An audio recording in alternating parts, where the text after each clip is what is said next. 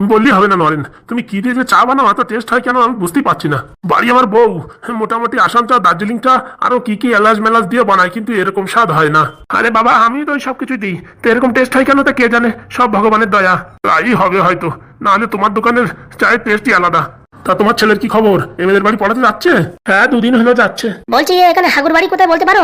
হাগুর বাড়ি? হাগু তোমার ছেলে? সুখবর, আপনার ছেলে চিঠি আইছে। চিঠি আছে মানে? আরে বাবা, পরীক্ষা দিয়েছিল না, সেই পরীক্ষায় পাশ করেছে, ইন্টারভিউ চিঠি আইছে। কি বলছেন? হ্যাঁ হ্যাঁ, আপনার নাম নরেন? হ্যাঁ, আমার নাম নরেন। এখানে আসো, একটা সই করে চিঠিটা নিয়ে যাও। কই বাবু, দেন দেখি। ছেলেকে মনে করে দিয়ে দিও ইন্টারভিউর লেটার। আচ্ছা, এসব কাজে কি ভুল করি? ছেলের কতদিনের সাধনা। বলি ছেলে চাকরি পেলে খুশি হয়ে কিছু দিও। আচ্ছা গো, দেবো। এখন আপাতত মিষ্টি খাওয়ার জন্য কিছু দাও। বলছি কি প্রিয়ল মশাই, পরিস্থিতি এত খারাপ যে আপনাকে মিষ্টি খাওয়ার টাকা দিতে পারছি না, কিন্তু 1 কাপ চা খাওয়াতে পারি। তাহলে সকাল সকাল চাই খাও। আসেন, এই নেন ধরেন।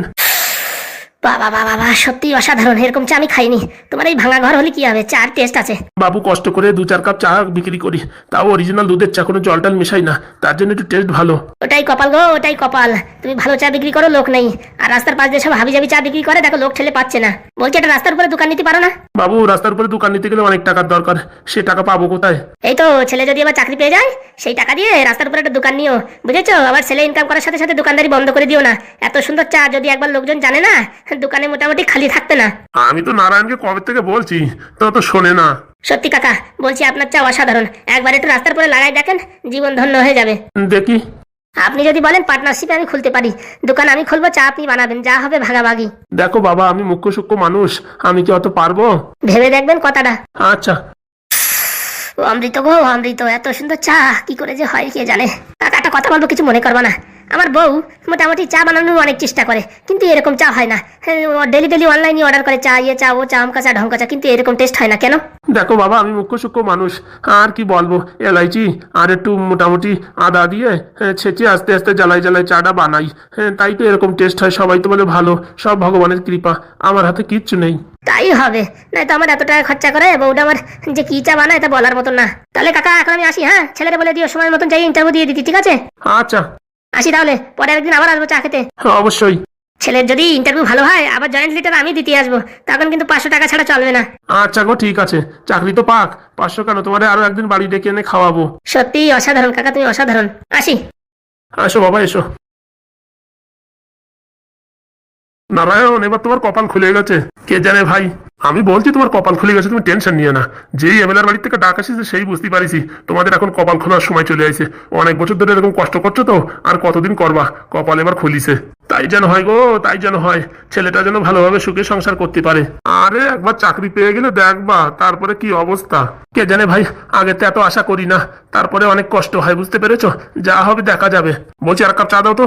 দিচ্ছি গো, দিচ্ছি। 3 ওকে 3, 3 দুগুণে 6, 3 তারিখে 9, 3 তালি 12, 3 পাতা 15, 3 6 18। কি দেখছি আমি? হ্যাঁ, আমি তো স্বপ্ন দেখছি কি? না কাকা, তুমি স্বপ্ন দেখছো না, তুমি সত্যিই দেখছো। আমার মাথা ঘুরছে। কে কোথায় আছো, আমার ধরো। কে কোথায় আছো, আমার ধরো। কেন কাকা, কি হয়েছে? বলছি মা, তুই বই পড়তেছিস? হ্যাঁ, একটু পরে স্যার পড়াতে আসবে তো, তার জন্য একটু রিভাইজ করছি। এমএলএ বাবু, ও এমএলএ বাবু। কিরে, সাত সকালে তো টাকাটাই করছিস কেন? এদিকে আসো। ও মাই গড, দেখতে পাচ্ছ?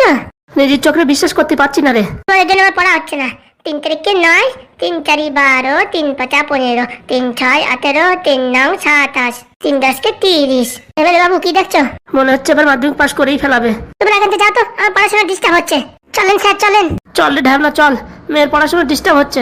মাস্টারের জাদু আছে বললেই হবে না। যে মেয়ে 5 বছর ধরে কোনো পড়াশোনা করে না, সে আজকে হঠাৎ করে বই নিয়ে বইছে, তো স্টক করা কল। ডাক্তারের কাছে যেতে হবে। আমার আর এমএলএ বাবু দুইজনের ব্লাড প্রেশার চেক করাতে হবে, মনে হয় বাড়িয়ে গেছে। যে জিনিস দেখলাম, 4 ওকে 4, 4 দুগুণে 8, 3 4 12, 4 4 16, 4 5 20, 4 5 20, 4 6 24, 4 6 24, 4 7 4 7 28, 4 9 36, 4 10 কে 40। ভগবান, এইবার যেন আমার ছেলেটা চাকরিটা পেয়ে যায়। বাবা, হাগু, তোকে তো চেনাই যাচ্ছে না, এই ড্রেস কোথা থেকে পেলি? এই তো এমএলএ বাবুর বাড়ি থেকে দিছে, বলেছে কি ওই ফাটা ড্রেস পরে রাস পানা, তার জন্য নতুন ড্রেসটা বানিয়ে দিয়েছে আমায়। শোন বাবা, যেদিন থেকে এমএলএ বাবুর বাড়ি যাওয়া শুরু করেছিস না, সেদিন থেকে আমাদের কপাল খুলে গেছে। কেন বাবা? এই দেখ, এটা তো ইন্টারভিউ লেটার। এবার বাবা তুই চাকরি পাবি পাবি, দেখে নিস। কে জানে বাবা, প্রত্যেকবার তো রিটেনে পাশ করে যাই, যে ইন্টারভিউতে যাই সবকিছু ঠিকঠাক দিই, কিন্তু চাকরি হয় না। টাকা না দিতে পারলে বাবা চাকরি হওয়া খুবই মুশকিল। ভগবানের উপর ভরসা রাখ, অবশ্যই চাকরি হয়ে যাবে। কে জানে বাবা, এই নিয়ে পাঁচবার আমি পরীক্ষায় পাশ করেও চাকরি পেলাম না। আরে এবার হবে গো হবে, সবাই আশীর্বাদ করছে তোকে, এইবার চাকরিটা হবেই, দেখে নিস। তাই যেন হয় বাবা, তাই যেন হয়। যা যা এখন টিউশন পড়িয়ে আয়, তারপরে কবে ইন্টারভিউ ঠিক টাইমে চলে যাস, ঠিক আছে? আচ্ছা বাবা। ভালো করে এমএলএর মেয়েকে পড়াস, বুঝেছিস? ওই বাড়ি পড়াতে যাতেই তোর কপাল খুলেছে, আমাদের কপাল মনে হচ্ছে খুলবে। আচ্ছা বাবা। সবসময় সৎ পথে চলবি, সৎভাবে চলবি, কোনোদিন কোনো রকম কুমতলব কুদৃষ্টি দিবি না, ঠিক আছে? আচ্ছা বাবা, আমি তো কোনোদিন এরকম করি না, আর কোনোদিন করবো না বাবা। ঠিক আছে, যাই দেখি, আর বন্ধুর সাথে দেখা করতে হবে, ফুটোর সাথে। ফুটোকেই গুড নিউজটা দিতে হবে না? যা যা যা। সবার আগে বন্ধুকে খবরটা দিতে হবে। দুগা দুগা, ছেলেটার জন্য এবার কপাল খুলে যায়, অনেক কষ্ট করে পড়াশোনা করে, কিন্তু প্রত্যেকবার কোনো না কোনো সমস্যার জন্য চাকরিটা হয় না। এইবার জন্য হয়ে যায় ভগবান, এইবার জন্য হয়ে যায়। ছেলেটা চাকরি পেলে একটু নিঃশ্বাস ছেড়ে বাঁচি, না তো যে কটাকা ইনকাম হয় মোটামুটি সংসার চালানো দায়। মন বলছে এবার চাকরিটা হয়েই যাবে। ভাই রে ভাই, তোরে যে আজকে লাগছে না, মনে হচ্ছে একদম শাহরুখ খান। কেন ভাই, ভালো লাগছে না? ওরে ভাই সেই লাগছে সেই। এই ড্রেস পাইছিস কোথায়? এমএলএ বাবুর বাড়িতে সেদিন দিছিল না, সেই ড্রেস। ভাই একটু মাথায় একটু কালো টিপ লাগানোর দরকার ছিল, তো নজর না লাগে। কি যে বলছিস? দেখ ভাই, এই যে কি আইছে দেখ, কষ্ট বেশি। বলছি ভাই কি এটা? পড়ে দেখ। লজ্জা দিস না, পড়তে পারলি কি আর সেন্টারিং কাজে যেতাম। ভাই ইন্টারভিউ লেটার আইছে, কয়দিন আগে একটা পরীক্ষা দিয়েছিলাম না, সেই পরীক্ষার ইন্টারভিউ লেটার আইছে। এইবার ভাই তুই চাকরি পাবি, কেউ ঠেকাতে পারবে না। এইবার সবাই ওই কথাই বলছে, কিন্তু ভাই আমি তো জানি পরীক্ষা তো আমি প্রত্যেকবারই ভালো দিই, কিন্তু চাকরি পাই না শুধুমাত্র টাকার জন্য। তুই টেনশন করিস না, এইবার তো চাকরি পাতেই হবে। দরকারে আমার বাড়ি আছে না, আমার বাড়ি বন্ধক দিয়ে তোর টাকা নিয়ে দেবো, বুঝতে পারিস? এরকম কথা বলিস না ভাই, তুই আমার জন্য যা করেছিস তার ঋণ আমি কোনোদিন শোধ করতে পারবো না। আর তুই যে এখন যে কথাটা বললি, এটা আমি কোনোদিন মেনে নিতে পারবো না। সবাই যদি জানে কিরকম বলবে বলতো, যে তোর বাড়ি বন্ধক রেখে আমার তুই চাকরি পাওয়াচ্ছিস। আরে বন্ধু যদি বন্ধুর কাজে না আসে তাহলে কিরকম বন্ধুত্ব? না ভাই, ও কাজ করা যাবে না ভাই। আর বলিস না ভাই, বাড়ির যা পরিস্থিতি, বাপটা সবসময় একদম মেতে থাকে, আর ভাল লাগে না বাড়ি জাতি। সব ঠিক হয়ে যাবে। ঠিক হয়ে যাবে? তাহলে তো হয়েছিল, তাহলে সূর্য পশ্চিম দিক দিয়ে উঠতো, ও সারাদিন শুধু ওই একই গান, বাংলা লাগবে বাংলা। বলছি ভাই, নেশামুক্তি কেন্দ্রে একটু যোগাযোগ করলে হতো না? তাই দেখতেছি, ওখানে ভর্তি না করলে বাপটারে বাঁচান যাবে না। খাইয়া খাইয়ে লিভার, পাকস্থলী, কিডনি সব একদম নষ্ট হয়ে গেছে। দেখি এমএলএ বাবুর সঙ্গে কথা বলে যোগাযোগ করে বলবানি। হ্যাঁ সে তো বলবি, ওরকম মুখটা ওরকম করিস না, হাসি মুখী থাক। আজকে সবকিছু ভালো হচ্ছে আর ভালোই হবে। বলছি ভাই, চাকরি যদি পেয়ে যাই না, তুই সারা জীবন আমার সাথে থাকবি। শোন ভাই, তুই ও নিয়ে টেনশন করিস না, এই ফুটো সারা জীবন তোর সাথেই থাকবে। বাড়ি আলাদা না কি হয়েছে, আমার মনটা তো সবসময় তোর কাছে। বলছি ভাই, ওই গার্লফ্রেন্ডের সাথে ঝামেলা মিটিছে? ও আর মেটবে না ভাই, ও সব ছাড়িয়ে গেছে, ভালোই হয়েছে। ওর খালি টাকার দিকে লোভ। আমার তো ভালোবাসে না, খালি আমার টাকা ভালোবাসে। টাকা দিলি পারে ভালো, আর টাকা না দিলি পারে কালো। এই যে এখনই ফোন করে বলবো, সোনা পাখি ময়না পাখি 5,000 টাকা নিয়ে যাও, উদুম করে দৌড়ে আসবে। তার মানে ভালো শুধু টাকারই বাসে? আরে ভাই তাই না, তাই কি? ও টাকা ছাড়া অত সুন্দর মেয়ে আমার কি ভালোবাসে? ওর একটা মোটামুটি সমাজে প্রেস্টিজ লজ্জা আছে না, এর জন্য আমার সাথে খালি এইখানে দেখা করে, আর কোথাও যেতে চায় না। মানে লোকজন দেখে ফেললে একটা বদনাম হয়ে যাবে, বোঝো না? ওসব ছাড় ভাই, আমি ভালো একটা চাকরি টাকরি পালি পারে তোর ভালো জায়গা বিয়ে দেবো। মাথা খারাপ, আমি এসব বিয়ে করার ভিতরে নাই। বাবারে বাবা, ওইসব জ্বালা যন্ত্রণার জিনিস। জ্বালা যন্ত্রণার জিনিস মানে? আরে ভাই, যে বাড়ি কাজে যাই সব বাড়ি দেখি নাড়ই ঝগড়া চালু ডেলি। যে বাড়ি যাব, কোনোদিন একটা বাড়ি যাই দেখলাম না মোটামুটি স্বামী স্ত্রী ভালোভাবে আছে। সব বাড়ি গন্ডগোল খেসখেসি, তাও ডেলি হচ্ছে, ডেলি। এর জন্য বিয়ে করবি না? মাথা খারাপ, এই সুখীর জীবনে আমি কেন অশান্তি ডেকে আনবো?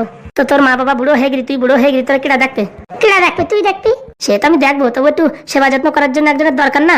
ওরে ভাই, সব বাড়ি কাজে যাই, কালকে একবারই কাজে গেছি, তার বউ তো তার বিশাল সেবা যত্ন করতেছে।